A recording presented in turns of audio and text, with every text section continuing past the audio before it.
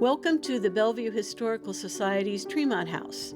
It is one of the oldest and most distinctive buildings in Bellevue. It was opened in 1846 by Lowell and Samuel B. Chandler, who operated a hotel on the second floor to serve stagecoach passengers traveling on the Western Reserve and Maumee Pike, which today is U.S. Route 20. Its elegance in such a remote region must have been awe-inspiring at the time. The three-story brick building featured Greek Revival architecture with 6 fluted columns on each floor. A belvedere on the roof topped off its classic lines. At the heart of the community of Bellevue, the Tremont House is the most prominent building in street scenes throughout the town's history. The Society plans to return the Tremont House to its 1846 grandeur. It will become the home for the Society's vast collection of artifacts and pictures which tell the story of Bellevue's history.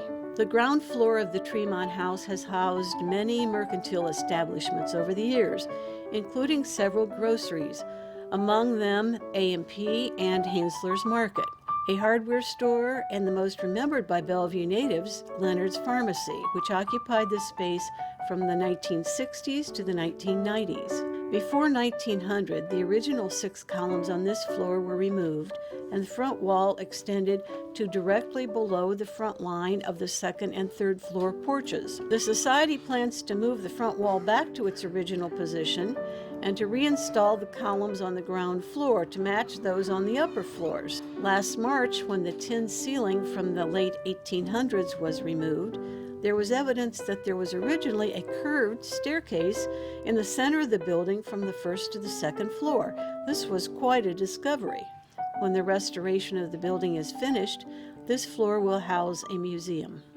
The second floor hotel did not survive long as railroad travel became much more popular, replacing stagecoaches. Other uses for the second floor rooms have been Burroughs Cigar Factory, a real estate office, and an electrical engineer's office.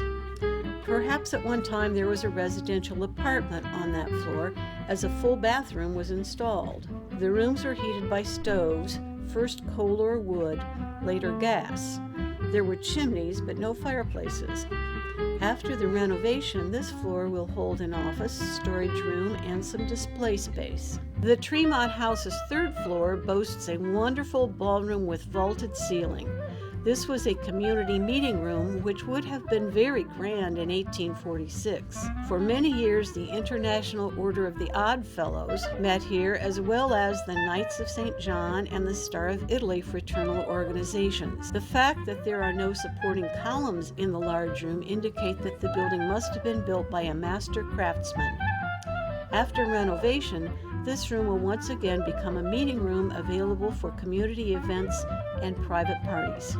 The framing in the attic is a marvel of engineering know-how. Since the building is not square, only 2 corners are 90 degrees, it took extensive knowledge and craftsmanship to design the rafters made from hand-hewn virgin timber. According to framing expert Rudy Christian, the masterwork of framing is unique for its rhomboidal shape. He states, "The structure and joinery systems chosen by the builder are examples of very advanced knowledge of heavy timber frame and truss construction, and the workmanship clearly indicates the work of a master builder." Looking from the balcony of the third floor, try to imagine how things would have looked in 1846 and in later years. Stagecoaches traveled Main Street in 1846 when most travel was still accomplished by horse. Across the street is the town square, where many of the town's most prominent events took place. In 1884, hundreds gathered to watch the balloon Queen City ascend. In 1912, former President Theodore Roosevelt spoke at a rally as he campaigned again for that office. In 1914, all of the school children of the city gathered there, each waving a flag to have their photo taken celebrating the 100th anniversary of the Star-Spangled Banner. The Bellevue Historical Society plans to restore the Tremont House to its original grandeur. Donations may be made to the Bellevue Historical Society at P.O. Box 304, Bellevue, Ohio 44811. Check out our websites, BellevueHistoricalSociety.com and TremontHouse.org, or contact us at BellevueHistoricalSociety@yahoo.com. You can also follow us on Facebook.